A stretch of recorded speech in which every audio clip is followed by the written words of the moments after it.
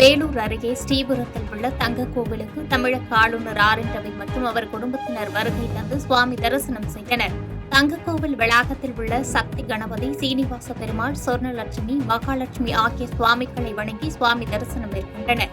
அதன் பின்னர் தங்கக்கோவில் பீடாதிபதி சக்தி அம்மாவை சந்தித்து ஆசி பெற்றார்.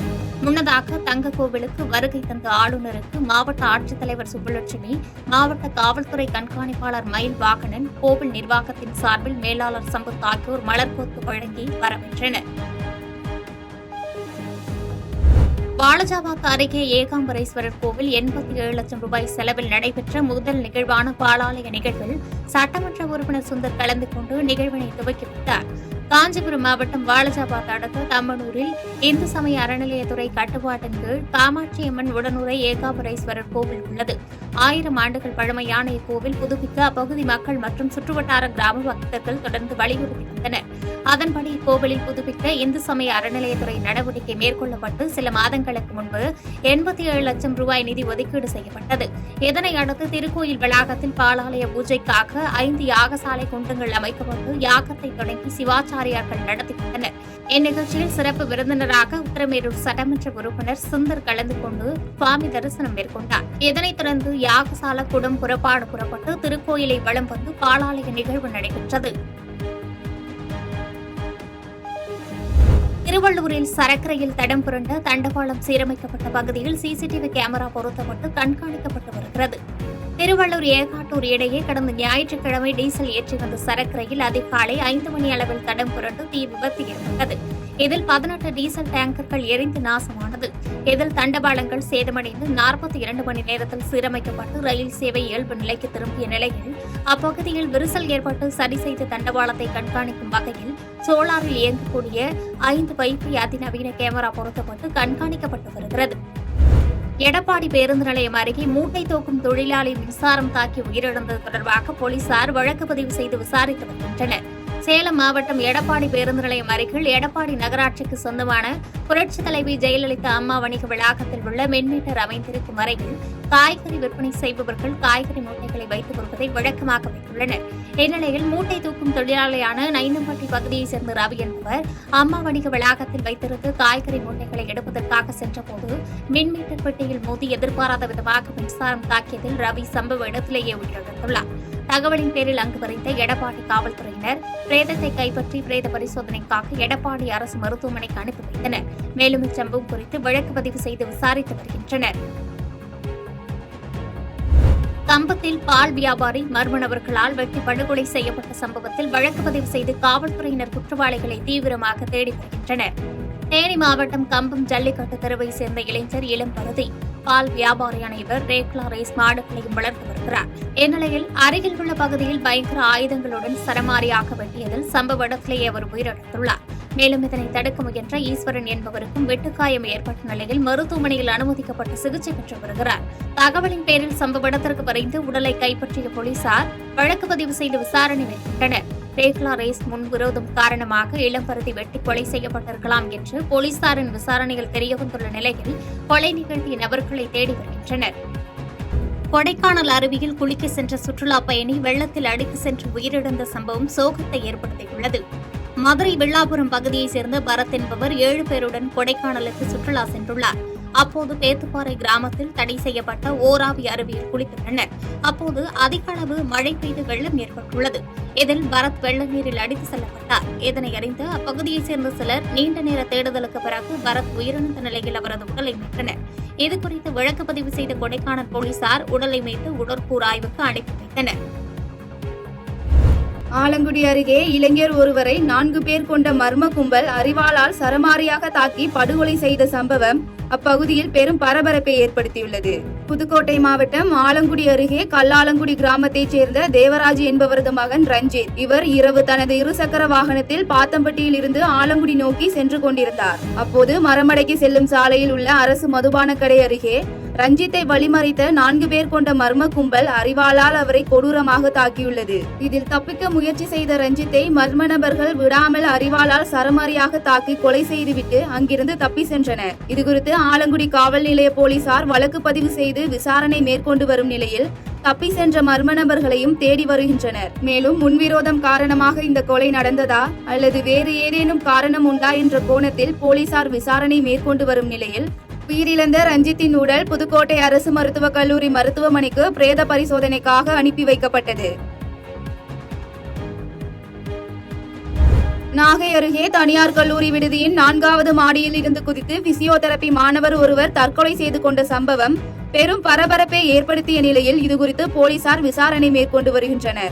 நாகை மாவட்டம் பாப்பாக்கோவிலில் சர் ஐசக் நியூட்டன் கல்லூரி செயல்பட்டு வருகிறது. இந்த கல்லூரியில் திருவாரூர் மாவட்டத்தைச் சேர்ந்த சபரீஸ்வரன் என்பவர் பிசியோதெரபி பிரிவில் 4ஆம் ஆண்டு படித்து வருகிறார். விடுதியில் தங்கி பயிலும் சபரீஸ்வரன் வழக்கம் போல் கல்லூரி முடிந்து மாலை விடுதிக்கு திரும்பிய நிலையில் திடீரென 4வது மாடியில் இருந்து குதித்ததை கண்ட சக மாணவர்கள் உயிருக்கு போராடிய நிலையில் சபரீஸ்வரனை மீட்டு ஒரத்தூர் அரசு மருத்துவக் கல்லூரி மருத்துவமனைக்கு அனுப்பி வைத்தனர். அங்கு சபரீஸ்வரன் சிகிச்சை பலனின்றி உயிரிழந்தார். இதுகுறித்து நாகை நகர போலீசார் வழக்கு பதிவு செய்து விசாரணை மேற்கொண்டு வரும் நிலையில் கல்லூரியில் போராட்டம் ஏதும் நடைபெறாமல் இருக்க 30க்கும் மேற்பட்ட போலீசார் பாதுகாப்பு பணியில் ஈடுபட்டுள்ளனர். மேலும் கல்லூரி பிரச்சனையா, குடும்ப பிரச்சனையா அல்லது வேறு ஏதேனும் காரணமா என்ற கோணத்தில் போலீசார் விசாரணை மேற்கொண்டு வரும் நிலையில் விடுதியில் தங்கியிருந்த மாணவர் தற்கொலை செய்து கொண்ட சம்பவம் கல்லூரியில் பெரும் பரபரப்பை ஏற்படுத்தியுள்ளது. இதனையடுத்து கடந்த 3 ஆண்டுகளுக்கு முன்பு இதே கல்லூரியில் 1ஆம் ஆண்டு பிசியோதெரபி மாணவி ஒருவர் கல்லூரி கட்டணம் செலுத்த முடியாமல் தற்கொலை செய்து கொண்டார் என்பது குறிப்பிடத்தக்கது.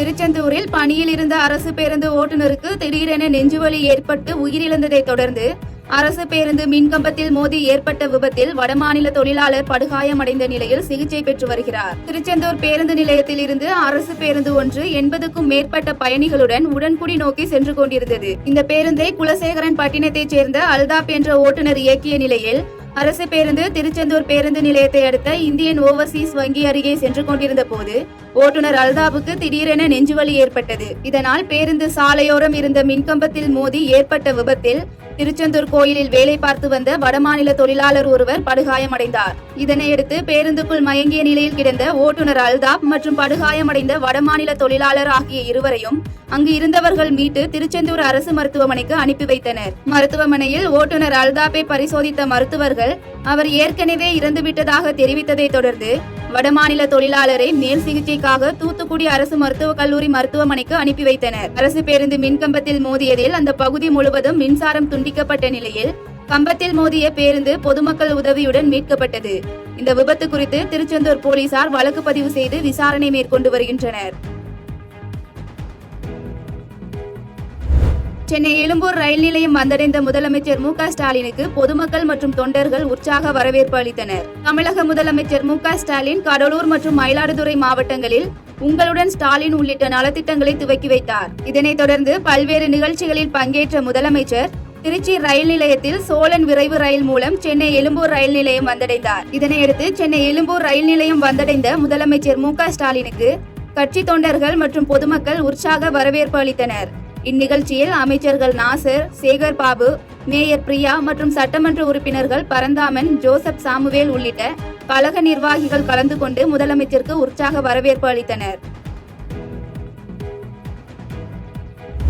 பாட்டாளி மக்கள் கட்சியின் 37வது ஆண்டு தொடக்க விழாவை ஒட்டி கோவிந்தவாடி அகரம் கிராமத்தில் உள்ள தட்சிணாமூர்த்தி கோயிலில் தரிசனம் செய்த கட்சியின் தலைவர் அன்புமணி ராமதாஸ் அப்பகுதியில் கொடியேற்றி வைத்து மக்களுக்கு நலத்திட்ட உதவிகள் வழங்கினார். காஞ்சிபுரம் மாவட்டம் வாலாஜாபாத் ஒன்றியம் கோவிந்தவாடி அகரம் கிராமத்தில் அமைந்துள்ள ஸ்ரீ தட்சிணாமூர்த்தி கோயிலில் பாமக தலைவர் அன்புமணி ராமதாஸ் மற்றும் பசுமை தாயகம் தலைவர் சௌமியா அன்புமணி ஆகியோர் சிறப்பு தரிசனம் செய்தனர். இதனைத் தொடர்ந்து பாட்டாளி மக்கள் கட்சியின் 37ஆம் ஆண்டு தொடக்க விழாவை ஒட்டி கிராமத்தில் 2 இடங்களில் பாமக கட்சியின் கொடியை ஏற்றி வைத்த அன்புமணி ராமதாஸ் கிராம மக்களை சந்தித்து அவர்களுக்கு இனிப்புகள் வழங்கினார். இதனைத் தொடர்ந்து காஞ்சிபுரம் ஊராட்சி மன்ற தலைவர் சரிதா பாக்கியராஜின் இல்லத்திற்கு சென்று ஆசீர்வாதம் வழங்கிய அன்புமணி ராமதாஸ் அங்கு உள்ள மாணவ மாணவிகளுக்கு நோட்டு புத்தகம் உள்ளிட்ட நலத்திட்ட உதவிகள் வழங்கினார். இந்த நிகழ்ச்சியில் பாமக காஞ்சி மேற்கு மாவட்ட செயலாளர் மகேஷ்குமார், மாவட்ட தலைவர் உமாபதி, முன்னாள் சட்டமன்ற உறுப்பினர் சக்தி கமலாம்பாள் உள்ளிட்ட ஒன்றிய செயலாளர்கள் மற்றும் பாட்டாளி மக்கள் கட்சியின் நிர்வாகிகள் என ஏராளமானோர் கலந்து கொண்டனர்.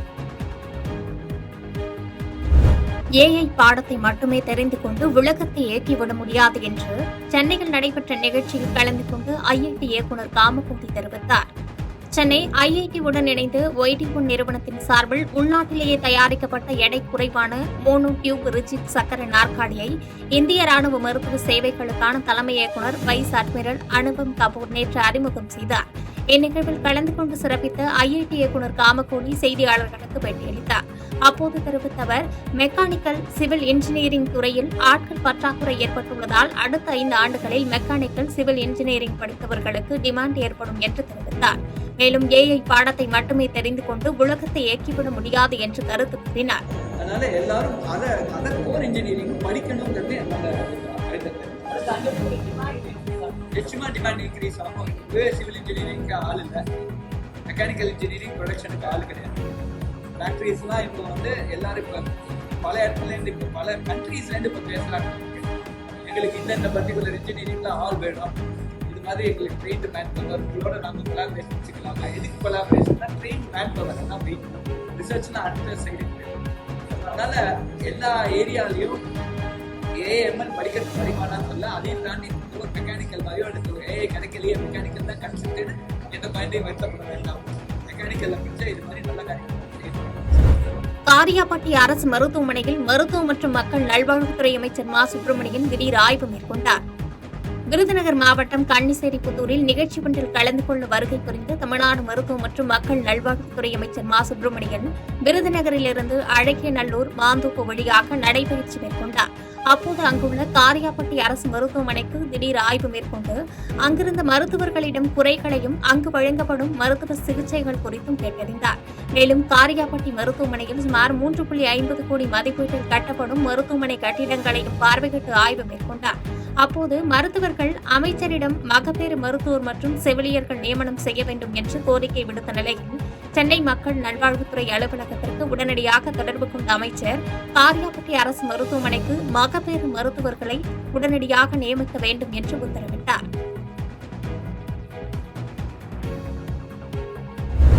ஆசிரியர் மாணவர்களுக்கு வெறும் பாடத்தை கற்பிப்பவராக இருக்கக்கூடாது, மாணவனை சிந்திக்க வைத்து அவனை கேள்வி கேட்கும் நபராக மாற்ற வேண்டும் என்று அமைச்சர் அன்பில் மகேஷ் பொய்யாமொழி ஆசிரியர்களிடம் அறிவுறுத்தினார். செங்கல்பட்டு மாவட்ட பள்ளி தலைமை ஆசிரியர்களுக்கான மாநில அளவிலான அடைவுத் தேர்வு ஆய்வுக் கூட்டத்தை தலைமை தாங்கி நடத்திய அமைச்சர் அன்பில் மகேஷ் பொய்யாமொழி ஆசிரியர்களுக்கு பல்வேறு அறிவுரைகளை வழங்கினார். அப்போது பேசிய அமைச்சர், 1ஆம் வகுப்பில் வெற்று காகிதமாக வரும் மாணவனை 12ஆம் வகுப்பு முடித்து செல்லும் போது அனைவரும் திறந்து படிக்கும் புத்தகமாக மாற்றுவது ஆசிரியர்கள் எனவும், மேலும் தமிழக அரசு எண்ணற்ற பணிகள் செய்தாலும் 10, 11, 12 வகுப்பு பொதுத் தேர்வில் சிறப்பாக செயல்பட்ட பள்ளிகள் கூட இந்த அடைவுத் தேர்வில் தோல்வியுற்றுள்ளது ஆச்சரியமாக உள்ளது என்று தெரிவித்தார். மேலும் ஆசிரியர் மாணவர்களுக்கு வெறும் பாடத்தை கற்பிப்பவராக இருக்கக்கூடாது என்றும், மாணவனை சிந்திக்க வைத்து அவனை கேள்வி கேட்கும் நபராக மாற்ற வேண்டும் என்று கேட்டுக் கொண்டார். இந்நிகழ்வில் செங்கல்பட்டு மாவட்ட ஆட்சித்தலைவர் ஸ்னேகா, பள்ளி கல்வித்துறை இயக்குநர் ராஜகண்ணப்பன் உள்ளிட்டோர் உடனிருந்தனர். பாடம் சொல்லி தரும் பொழுது அதை ஒரு விளையாட்டாகவோ அந்த பாடத்தை ஒரு கதையாகவோ சொல்லி அந்த பிள்ளைங்களுக்கு எப்படி புரிய வைக்கலாம் என்பதை முடிவு செய்வது நீங்க தான். ஏன்னா உங்களை பணி என்பது சாதாரண பணி இல்லை. 1ஆம் வகுப்புல ஒரு வெத்து பேப்பராக சேருகின்ற மாதிரி தான் பிள்ளைங்க. 12th முடிச்சுட்டு போகும்போது எல்லாருமே திறந்து படிக்கக்கூடிய புத்தகமாக மாற்றக்கூடிய மிகப்பெரிய ஒரு பொறுப்பு யாருக்குன்னு உங்களுக்கு தான் நீங்க செய்து கொண்டிருக்கிறீர்கள், இல்லை என்று சொல்லவில்லை. தமிழகத்திற்கு நிரந்தர முதலமைச்சர் ஸ்டாலின் தான் என்று முன்னாள் அமைச்சர் பொன்முடி தெரிவித்துள்ளார். விழுப்புரம் மாவட்டம் சண்முகபுரம் காலனியில் உள்ள தனது இல்லத்தில் முன்னாள் அமைச்சர் பொன்முடி செய்தியாளர்களை சந்தித்து பேசினார். அப்போது தெரிவித்த அவர், அதிமுக பொதுச் செயலாளர் எடப்பாடி பழனிசாமி தனது தனிப்பட்ட பயத்தின் காரணமாக பாஜகவுடன் கூட்டணி வைத்துள்ளதாகவும், திமுகவுக்கு பாஜகவை கண்டு எந்த பயமும் இல்லை என்று பதிலடி கொடுத்தார். தொடர்ந்து பேசிய அவர், முதலில் அன்புமணி ராமதாஸ் தனது தந்தைக்கும் தனக்கும் இருக்கும் பிரச்சனையை தீர்த்துவிட்டு வந்த பிறகு திமுக அரசின் திட்டங்கள் குறித்து பேசட்டும் என்று விமர்சித்த பொன்முடி, முதலமைச்சர் மு க ஸ்டாலின் எண்ணற்ற திட்டங்களை மகளிருக்காக உருவாக்கி அதை செயல்படுத்தி வருகிறார் என்று தெரிவித்தார். மேலும் தமிழகத்திற்கு நிரந்தர முதலமைச்சர் ஸ்டாலின் தான் என்றும் முன்னாள் அமைச்சர் பொன்முடி தெரிவித்துள்ளார். அவர் முதல்ல சேரவே மாட்டார், இப்ப போய் சேர்ந்திருக்கிறாரு. அவரு தான் பயத்துல, சொந்த பயத்துல போய் சேர்ந்திருக்கார தவிர எங்களுக்கு அந்த மாதிரி பயப்பட வேண்டிய அவசியம் எல்லாம் திராவிட முன்னேற்ற கழகத்திற்கும் இல்லை, எங்கள் தலைவர் தளபதி அவர்களும். அதற்கெல்லாம் அவர் எப்பொழுதும் தமிழ்நாடு என்ற உணர்வோடு செயல்படுபவர் தான் தமிழக முதல்வர். பாவடிவ வகுப்பறை பரிசோதனை முறையிலேயே உள்ளது என்றும், பயனுள்ள இடத்தில் பயன்படுத்திக் கொள்ள அறிவுறுத்தப்பட்டுள்ளதாக பள்ளிக் கல்வித்துறை அமைச்சர் அன்பில் மகேஷ் பொய்யாமொழி தெரிவித்துள்ளார். காஞ்சிபுரத்தில் உள்ள தனியார் பள்ளி கூட்டரங்கில் மாவட்ட முதன்மை கல்வி அலுவலர் வெற்றி செல்வி தலைமையில் மாநில அளவிலான அடைவுத் தேர்வு தேர்ச்சி குறித்த ஆய்வுக் கூட்டம் நடைபெற்றது. இதில் காஞ்சிபுரம் மாவட்டத்தில் உள்ள பள்ளி தலைமை ஆசிரியர்கள் கலந்து கொண்ட நிலையில் சிறப்பு விருந்தினராக பள்ளிக்கல்வித்துறை அமைச்சர் அன்பில்மிகு பொய்யாமொழி கலந்து கொண்டு தலைமை ஆசிரியர்கள், மாவட்ட கல்வி அலுவலர்கள், ஆசிரியர் பயிற்சி நிறுவன முதல்வர் உள்ளிட்டோர் வழங்கிய ஆலோசனைகளை கேட்டறிந்தார். தொடர்ந்து செய்தியாளர்களிடம் பேசிய பள்ளிக்கல்வித்துறை அமைச்சர், மாணவர்களின் கற்றல் கற்பித்தல் திறனை வளர்க்கும் வகையில் இதுபோன்று பல லட்சம் மாணவர்களிடம் ஆய்வு மேற்கொண்டு இந்த தேர்வு மூலம் அவர்களின் தனிக்குறை நிறைகளை போக்க சிறப்பு திட்டமாக இதனை பள்ளிக்கல்வித்துறை செயல்படுத்துகிறது என்று தெரிவித்தார். பள்ளிகளில் பாவடிவ வகுப்பறை தற்போது சோதனை முறையில் நடைபெற்று வரும் நிலையில் அதில் பயனுள்ள இடங்களில் அதை பயன்படுத்திக் கொள்ளவும், அதனால் பிரச்சினைகள் ஏற்படும் இடத்தில் அதை தவிர்க்குமாறு அவர்களுக்கு ஆலோசனைகள் வழங்கப்பட்டுள்ளதாக தெரிவித்தார். இதை செயல்படுத்த வேண்டும் என்று எந்த அரசாணையிலும் வெளியிடப்படவில்லை என்றும் கூறினார். எங்கெல்லாம் பயனுள்ளதாக இருக்குமோ அதை பயன்படுத்தலாம். நீங்க இதை பார்த்துருக்கீங்க, நிறைய இடத்துல வந்து ஒவ்வொருத்தர் ஒவ்வொரு விதமான கருத்துக்கள் இன்னும் ஆர்டர் பார்த்து ஜிஓவோ அல்லது ஆர்டரோ கிடையாது. இந்த இடத்துக்கு யார் யார் கற்றுக்கணும் பாருங்க, பயனுள்ளதாகத்தான் பயன்படுத்திக் கொள்ளலாம். செய்திகளை உடனுக்குடன் தெரிந்து கொள்ள கீழ்கண்ட கேபிள் மற்றும் டிடிஹெச் நெட்வொர்க்குகளில் எம்நாடு செய்தி தொலைக்காட்சியை காணுங்கள். பாதகம் செய்பவரை கண்டால் நாம் பயம் கொள்ளலாகாது பாப்பா. மோதி மிதித்துவிடு பாப்பா, அவர் முகத்தில் உமிழ்ந்துவிடு பாப்பா. அண்மை செய்திகளை உடனுக்குடன் தெரிந்து கொள்ள இணைந்திருங்கள் எம்நாடு தொலைக்காட்சியுடன்.